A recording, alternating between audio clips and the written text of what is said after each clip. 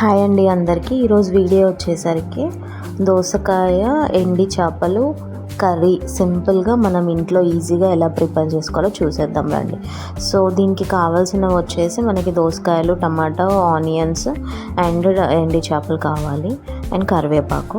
So first అయితే మనము ఈ ఎండి చేపల్ని వాటర్లో బాగా వాష్ చేసేసి ఆయిల్లో ఫస్ట్ రోస్ట్ చేసుకోవాలన్నమాట. రోస్ట్ చేసినవి పక్కకు తీసుకొని పెట్టుకోవాలి. తర్వాత అదే ఆయిల్లో మనం కొంచెం సరిపోయినంత ఆనియన్స్ వేసుకొని వాటిని బాగా రోస్ట్ చేసి దాంట్లో కొంచెం అల్లం పేస్ట్ వేసుకోవాలి, అల్లం వెల్లుల్లి పేస్ట్.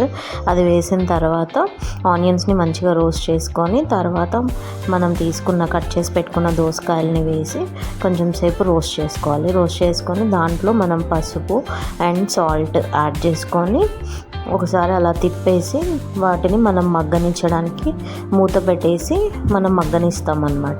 సో కొంచెం సేపు అయిన తర్వాత అది మగ్గిన తర్వాత దాంట్లో కొంచెం టొమాటోలు యాడ్ చేసేసి మళ్ళీ దాన్ని మగ్గడానికి పెట్టేసుకోవాలి. సో ఇట్లా పెట్టిన తర్వాత ఇది బాగా మనకి టొమాటో ఫ్లేవర్ అనేది దోసకాయల్లోకి కూడా వెళ్ళిపోతుంది. తర్వాత మనం రోస్ట్ చేసి పెట్టుకున్న డ్రై ఫిష్ని యాడ్ చేసేసుకోవాలి. యాడ్ చేసేసుకొని కొంచెం ఒక 2 seconds 3 seconds అట్లా స్టిర్ చేసేసుకొని బాగా టమాటాలు మొత్తం ఫ్లేవర్ అంతా అన్నిటికీ పాస్ అయ్యేలాగా చూసుకోవాలన్నమాట. తర్వాత దీన్ని మగ్గడానికి మనం ఒక 2 minutes వదిలేయాలి.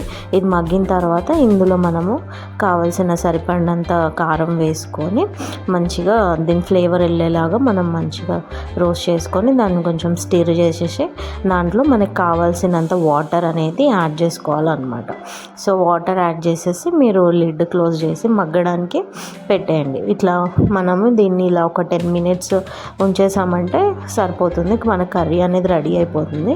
ఒకసారి మీరు మగ్గిన తర్వాత ఒకసారి మనం ఓపెన్ చేసుకొని మీకు దోసకాయలు ఉడికినాయా లేవా అని చెప్పేసి ఒకసారి చెక్ అయితే చేసుకోండి. దీంట్లో అయితే మనకి ఎక్స్ట్రా ఫ్లేవర్స్ కానీ ఎక్స్ట్రా మసాలాస్ కానీ ఏం అవసరం లేదు. ఇలా ఇంట్లోనే సింపుల్గా మనము మంచి టేస్టీ దోసకాయలు ఎండి రొయ్యలు కర్రీ అనేది మనం రెడీ చేసేసుకోవచ్చు.